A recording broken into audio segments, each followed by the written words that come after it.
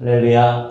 이렇게 거의 3년 만에 이렇게 다시 시작하는 것 같은데요. 이렇게 또 귀한 자리에 또 지구역 모임을 다시 새롭게 시작하는 이 때에 또 듣는 마음 세미나로 우리 지구역장님들을 섬기게 돼서 감사하고 기쁜 마음이 있습니다. 또 이 자리를 허락해 주신 또 하나님과 또 담임 목사님께 감사를 드리고요. 우리 정식 기도하고 시작하도록 하겠습니다. 하나님 감사합니다. 이제 코로나 팬데믹이 끝나고 그간에 우리에게 도전하셨던 그런 질문들 가운데 이제 다시 한번 답을 하며 또 믿음으로 나아가기를 원합니다. 온전히 예수님 안에서 새로워지기를 갈망하며 또 이 시대 가운데 우리 교회를 통하여 우리 특별히 우리 지구자님들을 통하여 행하실 일들을 기대하며 믿음으로 나아가기를 원하오니 아버지 이 시간 우리에게 가르쳐 주시고 또 배울 수 있는 마음 주셔서 정말 주님과 함께 동행하며 또 동역하며 온전히 하나님의 나라를 이루어갈 수 있도록 주께서 역사하여 주시옵소서.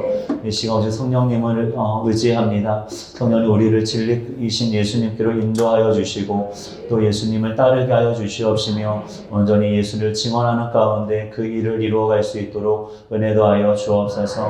감사드리며 살아계신 예수님의 이름으로 간절히 기도드립니다. 아멘. 네. 많이 떨리네요. 네. 또 새벽 예배 할 때랑 또 주일 예배랑 할 때랑 또 지도자님들의 어떤 그런 에너지와 열정들이 느껴지는 것 같아서 더 떨리고 또 기대하는 마음이 있습니다. 듣는 마음 이제 세미나 이제 3주간 오늘부터 하려고 하는데요. 크게 세 가지 주제를 가지고 일주일씩 하려고 합니다. 이제 오늘은 믿음에 대해서 하고요. 다음 주는 이제 연합, 하나됨에서 하고, 세 번째는 이제 비전에 대해서 함께 강의를 하려고 합니다. 이 듣는 마음의 목적에는 또 듣는 마음의 비전에는 이러한 세 가지, 믿음, 연합, 그리고 하나님 나라의 비전이라고 하는 세 가지의 목적과 좀 마음이 담겨져 있습니다.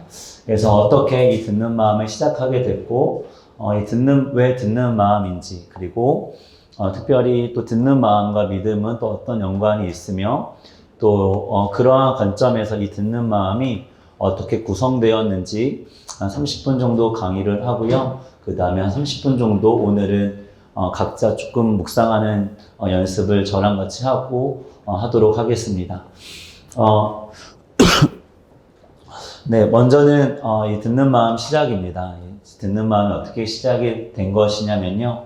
제가 이제 공부방에서 우리 아이들과 같이 매일 이제 맥체인 우리 성경 읽기를 거의 한 4년 이상 해오고 있는데요. 이제 코로나가 이제 시작되면서도 이제 아이들과 같이 매일 이제 성경을 4장을 이렇게 소리내서 읽어왔습니다. 그런데 이제 코로나가 되면서 이제 올 수가 없는 거예요, 아이들이. 그래도 말씀을 읽게끔 해야 되겠고, 확인은 해야 되겠고, 그래서 이걸 녹음해서 보내라고 하자니 제가 다 듣지도 않을 것 같고, 아이들도 녹음은 좀 부담스러울 것 같아서, 그러면 너희가 4장을 읽고, 각 한 장마다 한 절씩 마음에 와닿는 구절을 노트에 적어서 저한테 사진을 찍어 보내라고 한 거예요. 그러니까 아이들은 뭐 마음에 와닿는 구절 적겠어요? 제일 짧은 구절 적어서 보내는 거죠. 네, 그래서 이제 4장을 그렇게 읽고, 마음에 와닿는 구절을 한 절씩 이제 적으면서 이렇게 읽었다라는 거를 최소한의 어떤 한 절을 적는 것으로 이제 저한테 확인을 받았습니다. 이제 그러다 보니까 아이들이 막 일정하지 않은 노트에다 막 적는 거죠. 어느 날은 막 그냥 이면지에다 적고, 어느 날은 어떤 노트에 적고 막 그러는 거예요. 그래서 이왕이면은 좀 노트를 만들어주면 좋겠다. 그리고 이거를 공부방 아이들에게만 하지 말고 우리 중고등부 아이들 그리고 초등학교 아이들에게도 한번 해보자라고 해서 먼저 이제 교회학교 안에서 이제 노트를 만들었습니다. 그래서 원래는 다양한 이제 구성들이 있었고, 이제 4장을 읽고 이렇게 한 절씩 적어보는. 그래서 사실 그리고 난 다음에 이제 이게 교회 차원으로 바뀌면서 이제 처음에는 왼쪽에는 예배 노트라고 해서 하루에 1예배가 저희가 계속 담임 목사님 오시고 계속 10년 동안 해왔던 거랑, 이제 하루에 한 번씩 예배 드리실 때마다 말씀을 적으시고 또 기도하실 수 있게 예배 노트를 한 면을 할애한 거고요. 오른쪽에는 이제 4장을 읽고 이제 각각 한 절씩 적으면서 그걸로 말씀으로 기도하는 훈련을 하게끔 한 것이었습니다. 그러다 보니까 이제 또 많은 성도님들이 이제 부담스러운 거죠. 하루에 꼭 예배를 꼭 드려야 될 것 같고, 그리고 내장을 꼭 읽어야지 될 것 같고, 너무 쓸 게 많아서, 이거는 이렇게 노트가 무슨 다 쓰는 노트냐, 막 이런 얘기도 많이 있었던 걸로 알고 있는데요. 그러다가 이제 담임 목사님께서 그래도 성도님들이 이제 이 노트만 있으면 성경을 같이 가지고 다녀야 되니까, 또 직장인이나 또 학생들 같은 경우는 이렇게 큐티책 하나만 가지고 다니면 어디서든 좀 말씀을 볼 수 있고 묵상할 수 있도록 좀 묵상할 본문을 실었으면 좋겠다라고 이제 말씀을 하셔서, 이제 맥체인 이제 성경 이렇게 네 구절이 네 장이 있으면 이제 끊어지지 않게 좀 그나마 이렇게 한 단락씩 이제 끊어서 갈 수 있게끔 이제 쭉 주제 전체적인 흐름을 잡고, 이제 그 안에서 이제 맥체인 성경 읽기를 따라서 이제 본문을 싣기 시작했습니다. 그런데 그 처음 이제 할 때 이제 제가 해설을 한번 달아봤어요. 그래도 없는 것보단 있는 게 좋고, 또 단락마다 이렇게 소제목이라도 달려 있으면 좀 성도님들이 이해하기 쉬우실 것 같아서 해봤거든요. 그 처음에 이제 한번 샘플로 해봤을 때는 얼마 안 걸리는 거예요. 한 10분밖에 안 걸리는 거예요. 그래서 목사님, 제가 여기 단락마다 소제목도 달고 해설을 달겠습니다 라고 이제 말씀을 드리고 이제 작업을 하기 시작하는데, 하나님이 이걸 하게 하시려고 하셨는지 분명 샘플로 이렇게 할 때는 10분밖에 안 걸렸거든요. 근데 작업을 하다 보니까 막 갑자기 기하급수적으로 하루 치료하는데도 30분, 40분이만 걸리고, 어떨 때는 막 1시간이 걸리는 거예요. 막 그렇게 하면서 이제, 그랬어도 어떻게 하겠어요. 이제 하기로 했으니까, 이제 계속 한 언제부터였죠? 한 5월 달부터 이제 지금의 폼이 이제 완성이 된 것입니다. 코로나 시간을 지나가면서 하나님이 우리 교회에 이것을 준비시켜 주셨다라는 생각이 듭니다. 비록 공부방에서 시작이 된 거였지만, 정말 코로나 가운데 많은 성도님들이 교회에 올 수 없게 되었고, 예배를 드릴 수 없게 되었고, 그 가운데 하나님은 세상을 통해서, 세상 사람들을 통해서 우리에게 질문하신 시간들이라고 생각합니다. 너희에게 있어서 교회가 무엇이고, 죄송합니다. 교회가 무엇이고, 예배가 무엇이며, 신앙생활이 무엇인지를 하나님이 이런 상황 가운데 우리에게 도전하시고 질문하셨다라고 생각을 하는데요. 그 가운데서 다시 한번 우리가 좀 점검되어지고 확인되어지는 부분들이 바로 이제 세 가지 말씀드렸던 믿음과 그리고 연합과 그 비전에 대한 것들로 하나님이 좀 답을 주시고 방향을 주신 게 아닌가라는 생각을 하게 되었습니다. 그래서 듣는 마음 이제 그렇게 시작되었다라는 걸 말씀을 드리고요. 그러면 왜 이제 제목이 왜 듣는 마음인가? 라고 하는 것인데요. 먼저 보시면 듣는 마음을 구한 솔로몬입니다. 한번 열왕기상 3장 9절을 한번 찾아보시겠습니다. 네, 우리가 흔히 알고 있는 지혜, 솔로몬이 구한 지혜를 이제 개역 개정이 되면서 듣는 마음으로 표기한 걸로 알고 있는데요. 우리 3장 9절 같이 한번 읽어보겠습니다. 시작.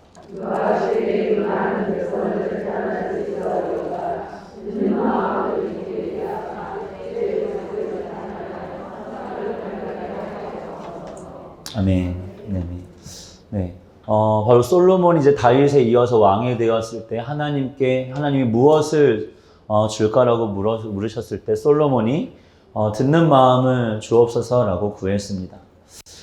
솔로몬은 왜 듣는 마음을 구했을까요? 이 듣는 마음이라고 하는 건 사실은 이제 어떤 송사를 판단하고 재판하기 위해서 참과 거짓된 증언을 구별하고, 또 사람들의 증언뿐만이 아니라 하나님의 말씀을 따라서 어떤 재판을 하고 판단을 하려고 하나님께 듣는 마음을 구한 것인데요. 솔로몬이 이것을 구한 이유는 제가 두 가지로 한번 나누도록 하겠습니다. 죄송합니다. 제가 지금 목에 먼지가 하나 껴있는 건지 자꾸 기침이 나오는데, 네. 죄송하고요. 먼저는 다윗의 삶입니다. 열왕기상 3장 6절에 보면 이렇게 말씀하고 있는데요.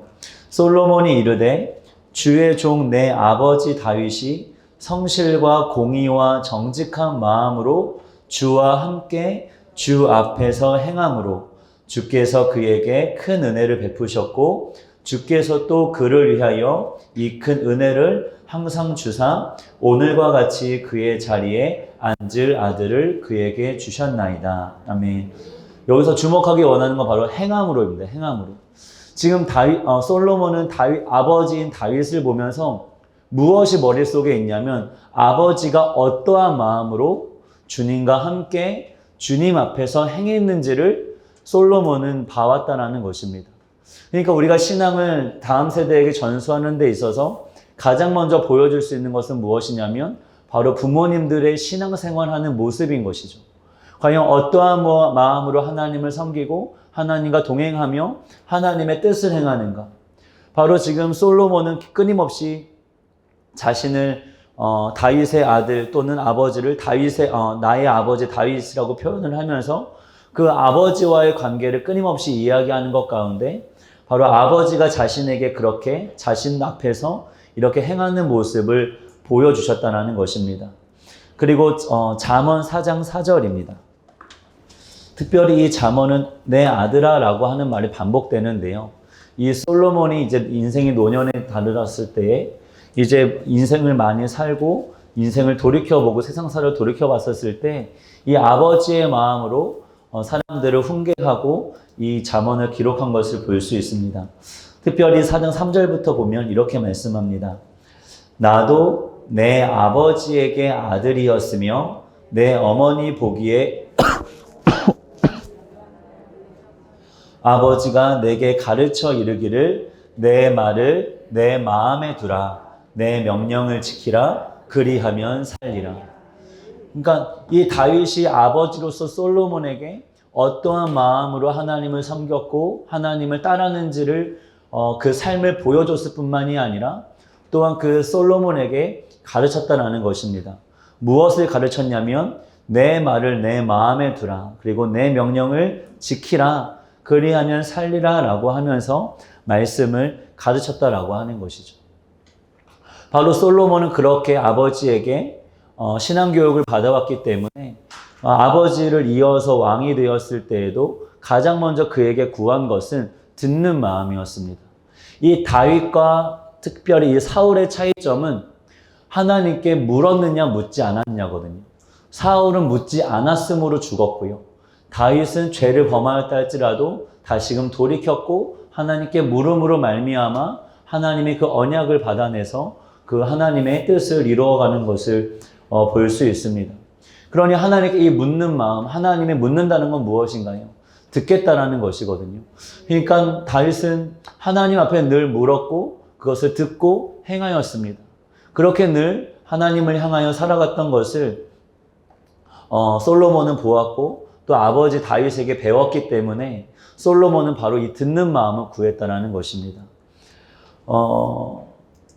그러면서 특별히 이 말씀이라고 하는 것은 무엇이냐면 단지 옳고 그름의 문제가 아니라 복을 받고 안 받고의 차원이 아니라 생명과 죽음의 문제라고 하는 것입니다. 이 하나님의 말씀을 지키면 사는 것이고요. 지키지 않으면 죽는 것입니다. 과연 우리 안에 하나님의 말씀을 나의 생명과도 같이 여기는가라고 하는 것이죠. 얼마 전에 우리 교회 다니지 않는 한 청년에게 연락이 왔습니다. 자신이 우울증으로 인해서 자해를 하고 자살 기도를 하고 다른 청년들은 다 잘 사는 것 같은데 나는 취업도 못하고 나는 살지도 못한다라고 하면서 형편도 너무 어렵다라고 이야기하면서 저한테 문자를 보내왔어요. 제가 그 문자를 받고 나서 무슨 생각을 했냐면 이 청년에게 내가 복음을 전해야겠다라고 들기 전에 내가 줄 수 있는 돈이 얼마지? 돈도 얼마 없으면서 줄 수 있는 돈이 얼마인지를 생각하는 제 자신을 보게 되었습니다. 그러니까 제 수준이 드러난 것이죠. 정말 내 생명이 무엇에 달려있다라고 믿고 있는가? 정말 말씀에 내 생명이 달려있다라고 믿고 있는가? 아니면 돈에 내 생명이 달려있다라고 믿고 있는가라고 하는 것이 그 청년의 문자를 받는 순간 제 수준이 드러난 것입니다. 신명기 32장 46절 47절에도 이렇게 말씀합니다. 하나님의 말씀을 지켜 행하는 것은 헛된 일이 아니라 너가 그것을 지키면 살리리라 라고 얘기하면서 너희의 생명이다 라고 말씀합니다. 그러니 하나님의 말씀을 지켜 행하는 것은 옳고 그름의 문제이기 이전에, 그리고 어떠한 복을 받고 안 받고의 차원이 아니라 우리의 생명이 달려있는 것인 줄로 믿습니다. 그래서 이제 솔로몬은 그렇게 하나님의 말씀을 구할 수 있는 듣는 마음을 구했고요. 또 하나는 이제 시대적인 측면입니다. 이 시대는 두 가지로 제가 한번 표현을 해봤는데요. 첫 번째는 권위를 부정하는 시대라는 것입니다. 이런 가족에 대한 TV 프로그램을 보면 은연중에 우리에게 보내고 있는 메시지가 있습니다. 그게 뭐냐면 똑똑하게 나오는 것은 어른들이 아니라 아이들입니다. 요즘 아이들 되게 똑똑해 라고 이야기를 우리에게 되게 보여주죠. 그러면서 정작 부모들은 아무것도 모르는, 그리고 굉장히 상처 가운데 자라나서 무언가 잘 알지 못하고 뭔가 잘 훈육할 수 없는 그런 뭔가 부족한 존재로 부모를 묘사한다는 것입니다. 그것은 은연중에 어떤 부모가 가지고 있는 그 권위를 약간 무너뜨린다라고 보는 것이죠. 그것을 통해서 저도 많이 오은영 박사가 나오는 프로그램을 많이 보면서 많이 배우기도 하고 많이 또 힐링이 되기도 하지만, 그러나 그 가운데 우리에게 던져주고 있는 메시지는 부모의 권위를 조금씩 무너뜨리고 있다는 것입니다. 그래서 이 시대는 죄의 문제를 소통의 문제로 이야기합니다. 분명 저 사람이 잘못한 것이거든요. 이건 죄의 문제예요. 그런데 이것을 소통의 문제로 다룹니다. 그리고 배움의 문제를 이해의 문제로 다뤄버리는 것이죠. 그러면서 결국에는 권위를 무너뜨리는 것입니다. 그리고 이 시대에는 프레임이 있는데 어떤 컬처럴 막시즘이라고까지 표현을 하긴 하는데 그것을 의도하든 의도하지 않았든 분명한 것은 권위자를 향해서는 가해자라고 하는 프레임을 씌우고요. 피권위자에 대해서는 어떤 피해자라고 하는, 제가 말 바로 한 거 맞나요? 네, 권위자는 가해자, 피권위자는 어떤 피해자로 프레임을 씌우면서 분노라고 하는 힘을 조장합니다. 그것을 이용해서 소문과 선동으로 그냥 권위들을 무너뜨려 버려요. 그래서 지금도 이 시대도 어느 정권이 들어서든지 그냥 대통령이라고 하는 그 사람을 인정하지 않고 끌어내리려고 합니다. 그러면 그 사회는 유지가 될 수가 없는 거예요. 그러니 그런 시대 가운데 무엇을 잃어버리는 거냐면 듣는 마음을 잃어버리는 것입니다. 이 세대들이 어른들의 말을 들으려고 하지 않습니다. 어른들을 인정하지 않고 어른들의 말을 들으려고 하지 않아요. 그러니 뭐겠어요? 훈계를 받을 수가 없는 것입니다. 훈계와 교훈을 받을 수가 없는 이 시대.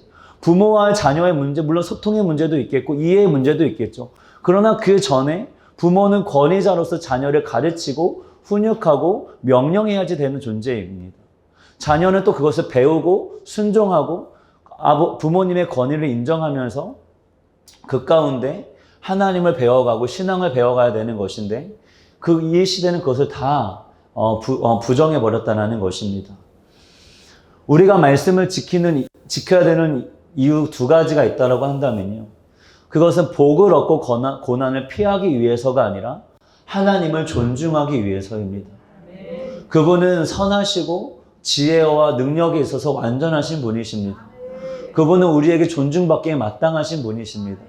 그렇기 때문에 우리가 그분의 말씀을 지키고 따른다는 것은요, 그분을 존중하고 그분을 경외한다는 것입니다. 그리고 또 그 말씀은 무엇이냐면 예수 그리스도이십니다. 즉 말씀이 예수님의 인격을 보여주고 있는 것입니다.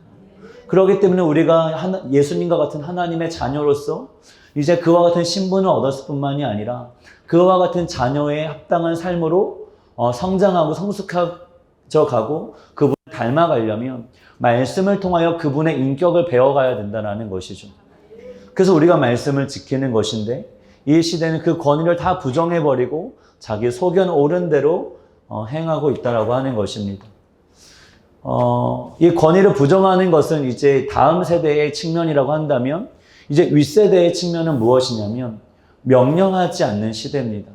명령을 하지 않습니다. 이 시대가 워낙 프레임을 그렇게 짜놔서 그런지 부모님들이 자녀들에게 명령하지 않습니다. 왜 명령하지 않습니까? 특별히 건강과 생명과 이런 것과 직결된 것에 있어서는 권해야 될 문제가 아니라 명령해야 되는 것이죠. 신앙의 문제를 생명과 연결시키지 않으니까 신앙의 문제를 명령하지 않고 권하는 것입니다. 그러나 신앙생활은 생명뿐만 아니라 영원한 생명과도 직결된 문제이기 때문에 이것은 명령해야 되는 것입니다.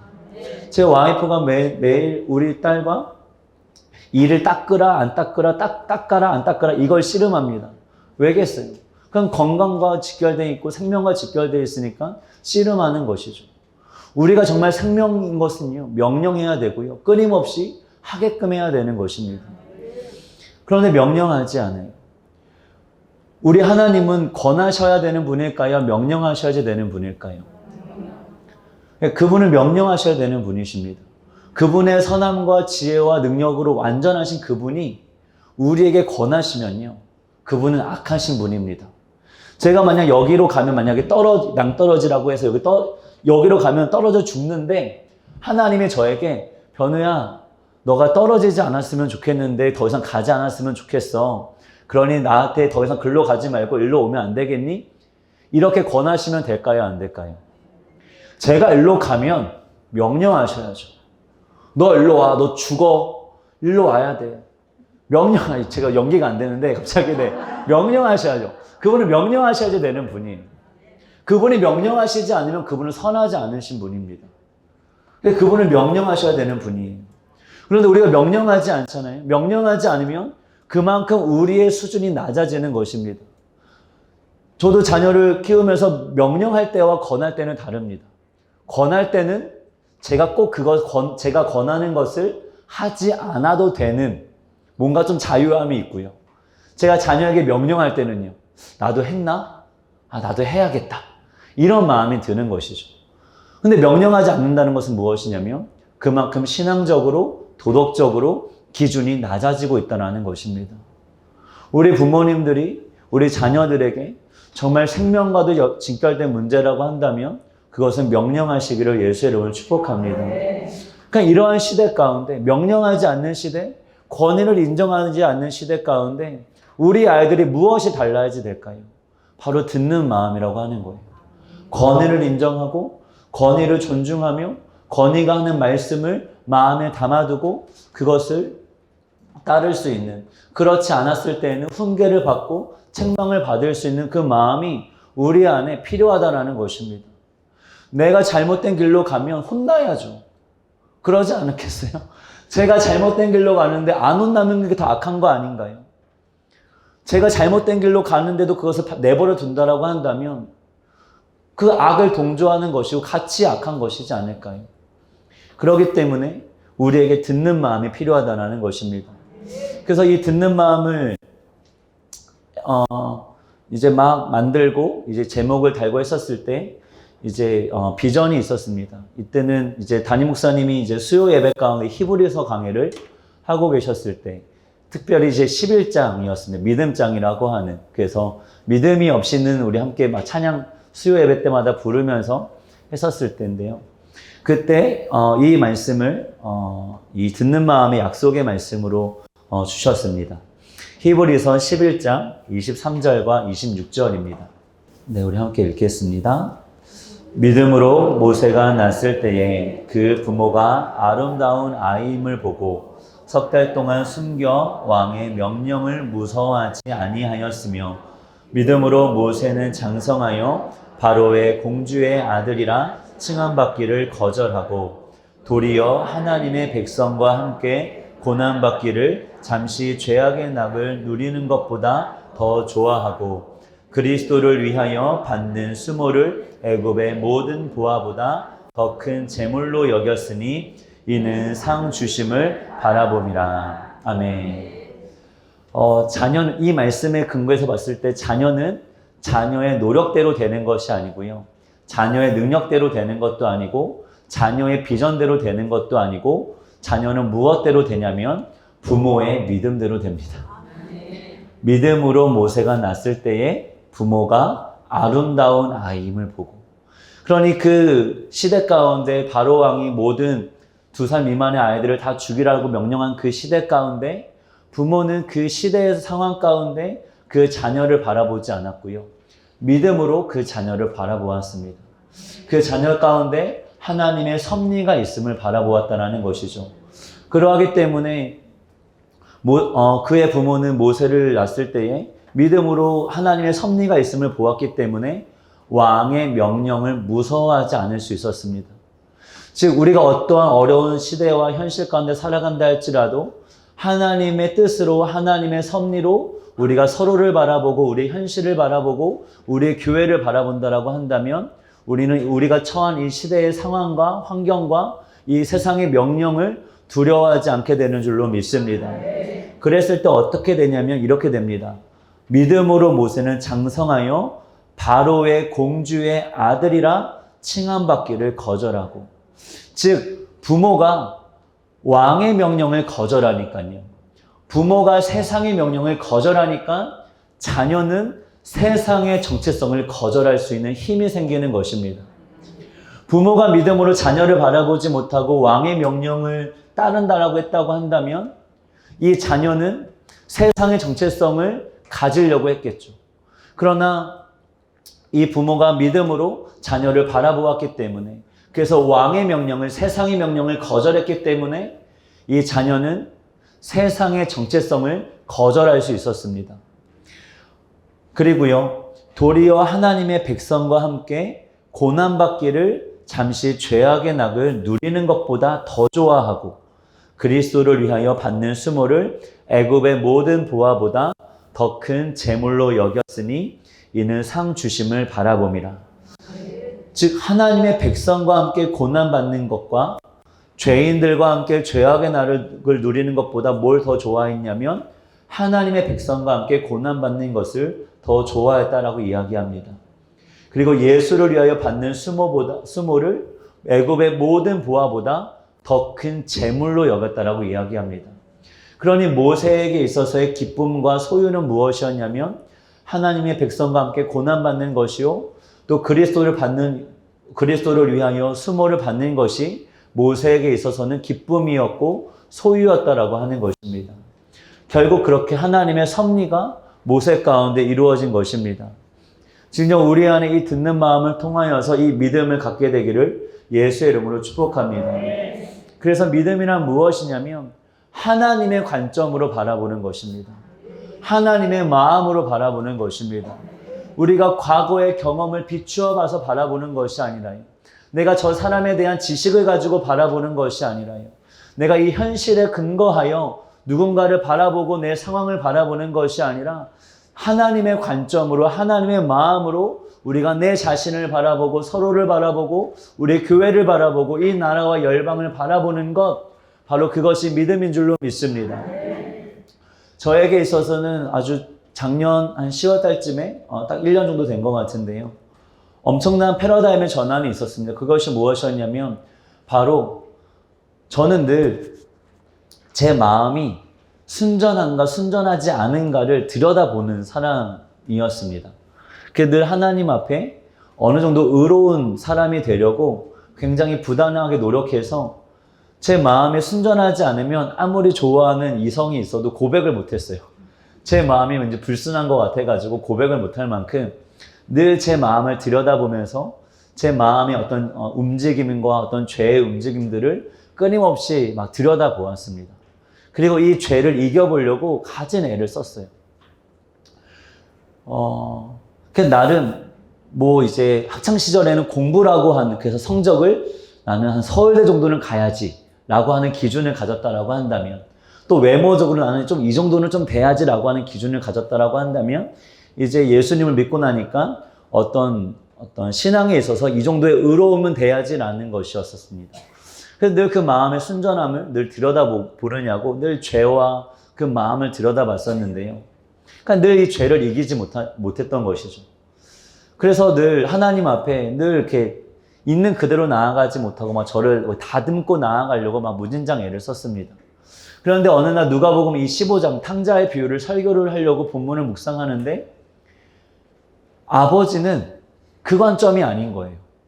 이 아들은 아버지의 재산을 다 날려먹고 온 아들은 아버지께로 돌아갈 수밖에 없는데 또 자신이 지은 죄가 있으니까 갈팡질팡했을 것입니다. 내가 돼지 농장에서 죽게 되었으니 이렇게 살다가는 죽을 것 같아서 내가 돌아가야겠다. 그러다가도 내가 저지른 죄가 있는데 내가 돌아갈 수 있을까? 아니야. 아빠가 나를 혼내실 거야. 날 받아주지 않을 거야. 다시 이렇게 갔다가 그래도 나 이렇게 살면 죽는데 아버지 집에서 일꾼이라도 돼야 되지 않을까? 이것을 갈팡질팡하면서 왔다 갔다를 반복해서 어렵게 갔을 것입니다. 근데 어떻게 해요? 아버지는 저 멀리서 그 아들을 보고 달려오는 것이. 그리고 그 아들의 죄를 묻기도 전에 그 아들을 그냥 끌어안아 버립니다. 그리고 입 맞춰주는 것이죠. 왜 그런가 봤더니 아버지의 관점은 이 아들이 자신의 재산을 날려먹고 왔네 안 했네, 자신을 버렸다가 망했구나가 아니라 무언가를 잘못했구나 잘했구나의 관점이 아니라 내 아들이 죽었다가 살아 돌아왔구나, 내 아들을 잃었다가 되찾았구나라고 하는 그 관점으로 그 아들을 바라보고 있다는 것이었어요. 그러니 저는 늘 죄의 관점으로 내가 옳았나 그런가를 관점으로 내 자신을 바라봤는데 하나님은 그 관점이 아니라는 것이었습니다. 그래서 그 하나님의 관점을 갖는 순간 제가 자유케 됐어요. 더 이상 제 내면을 들여다보지 않습니다. 더 이상 제 죄의 문제를 가지고 막 씨름하지 않아요. 그냥 아버지의 판단을 구하며 그냥 아버지께 나아갈 뿐입니다.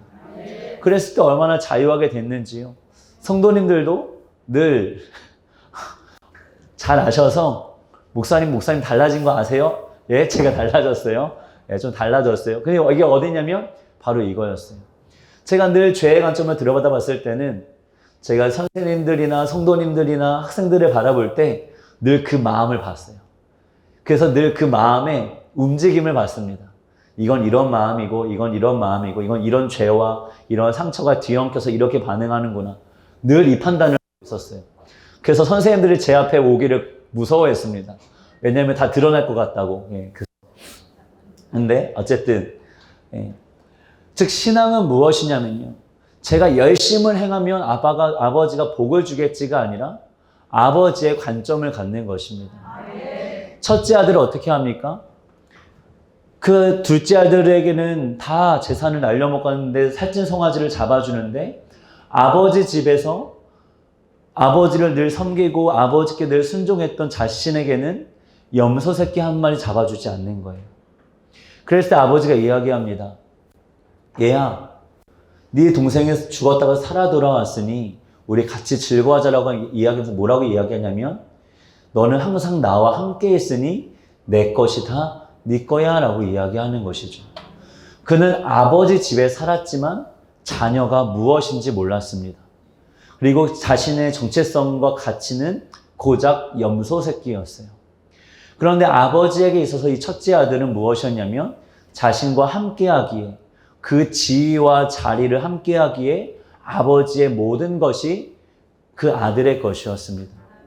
늘 아버지는 늘 이 마음으로 첫째 아들을 대했는데 첫째 아들은 이 마음을 몰랐던 거예요.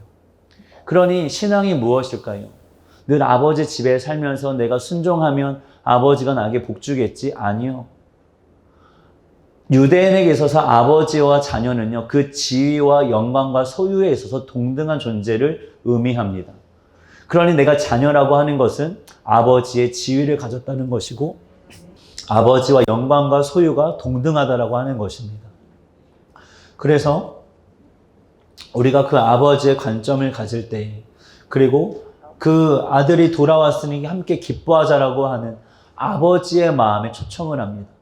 즉 아버지는 자신이 가진 지위와 영광과 소유뿐만이 아니라 무엇을 물려주기를 원하셨냐면 아버지의 마음을 물려주기를 원하셨어요.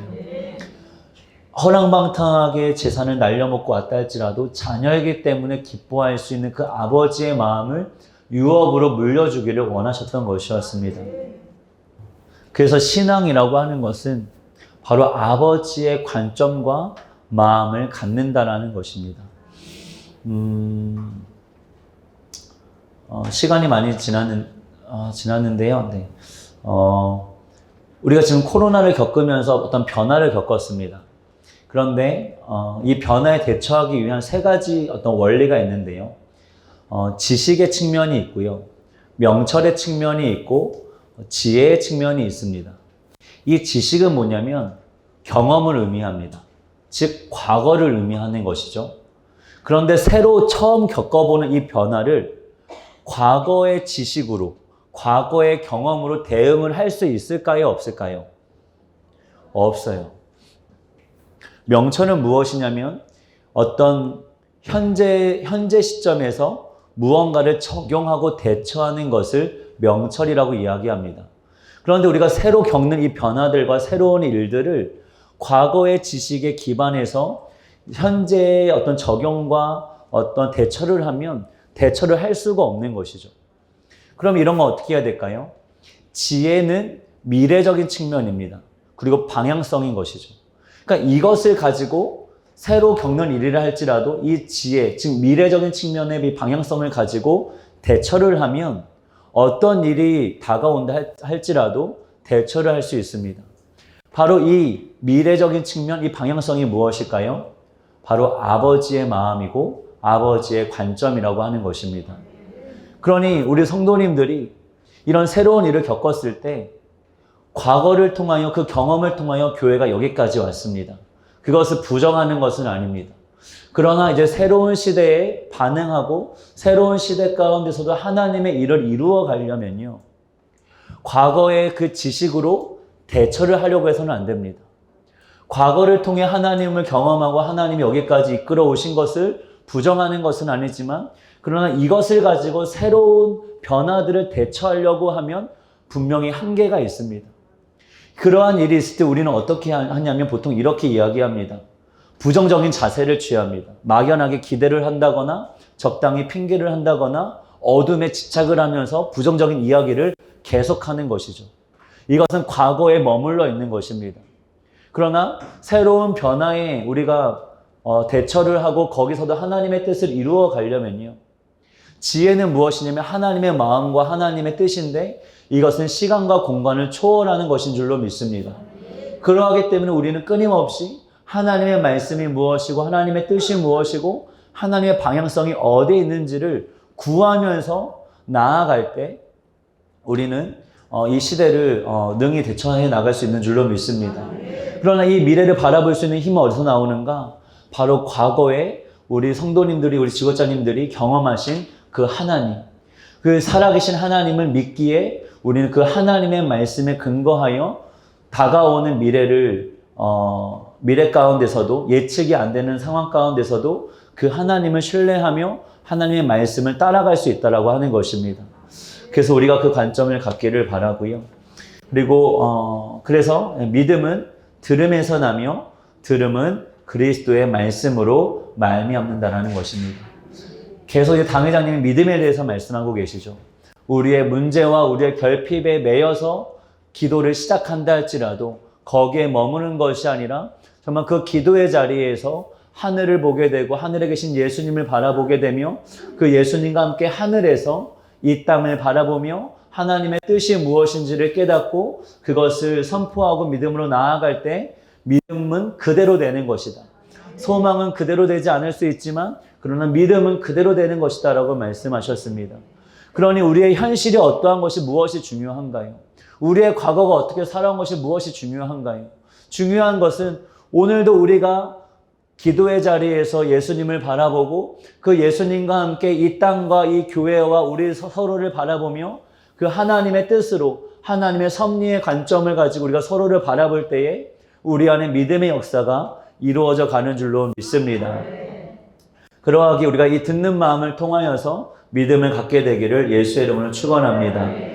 듣는 마음 구성입니다. 그 듣는 마음 구성을 보시면요. 혹시 듣는 마음 갖고 계신 분들은 한번 펴봐 주시고요. 또 없으신 분들은 따로 복사를 해왔으니까 받으시면 될 것 같습니다. 혹시 없으신 분 계신가요? 지금 네, 다 계시죠? 네. 먼저 오늘자로 보시면 40페이지를 보시면 날짜 옆에 오늘의 성경 읽기 해서 이제 우리가 오늘 읽어야 되는 말씀이 4장이 기록되어 있습니다. 그래서 특별히 성경을 읽을 때는 많은 읽는 방법들이 있죠. 정독이 있고 통독이 있고 뭐 눈으로 읽는 것이 있겠지만 제가 개인적으로 가장 권면하는 방법은 통독하는 것입니다. 근데 이 통독도 그냥 쭉쭉 읽어가는 통독이 있고요. 저는 이 통독을 쭉쭉 읽어간다는 느낌보다는 믿음을 가지고 아멘 하는 마음으로 선포하듯이 읽는 것입니다. 그 읽다가 같이 실습을 할 것인데요. 정말 하나님의 말씀이 내 영을 향하여 선포되어지는 것처럼 하나님이 나에게 그 말씀을 선포하신다라고 생각하고 믿음으로 하나님의 말씀을 내 영혼에게 선포하는 것입니다. 그 이해를 하지 못하든 그냥 집중하며 믿음으로 내 영혼을 향하여 선포할 때에 제 마음 안에 하나님의 나라가 이루어지고 임하는 것을 경험할 때가 많이 있거든요. 그래서 믿음으로 아멘 하는 마음으로 내 영혼을 향하여 선포를 해주시기를 부탁을 드립니다. 자, 이제 두 번째는 이제 묵상 말씀입니다.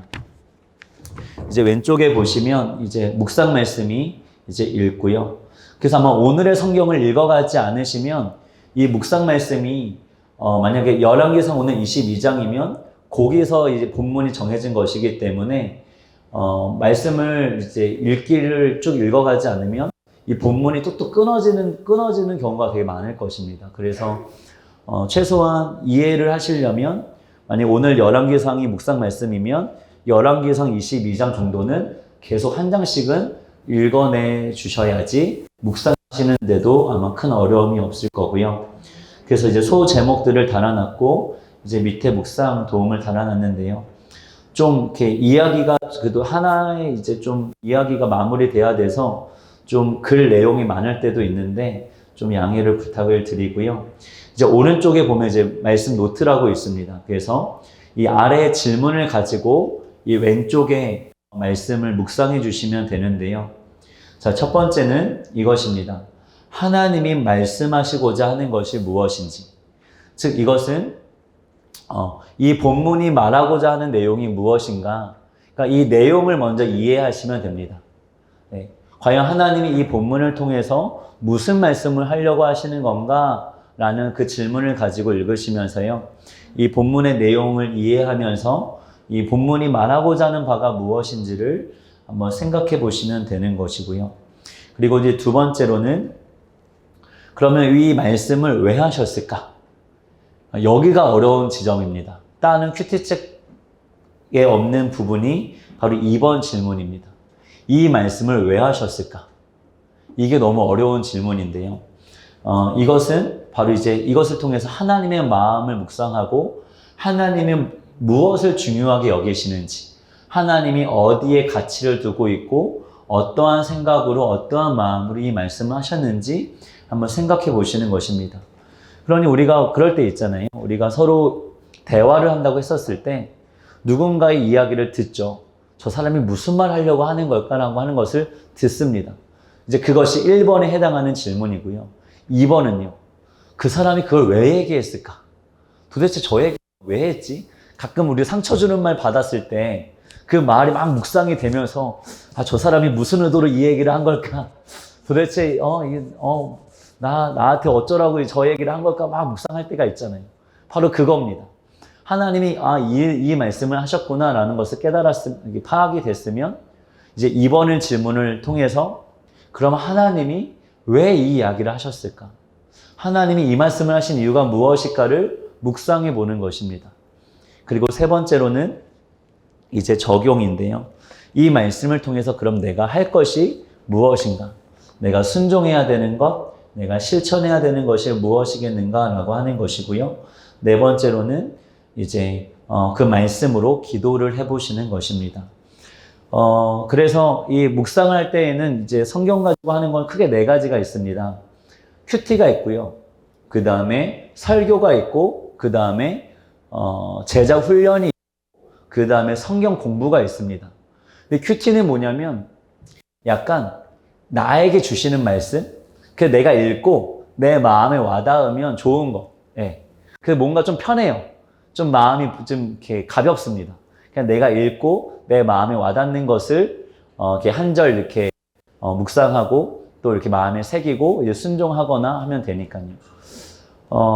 근데 설교는 뭐냐면 뭔가 이제 교회 차원에서 뭔가 이제 전해야 되는 메시지가 있으면 본문과는 큰 상관이 없다 할지라도 요 본문을 끌고 와서 어떤 주제를 던질 수 있는 것이 설교입니다.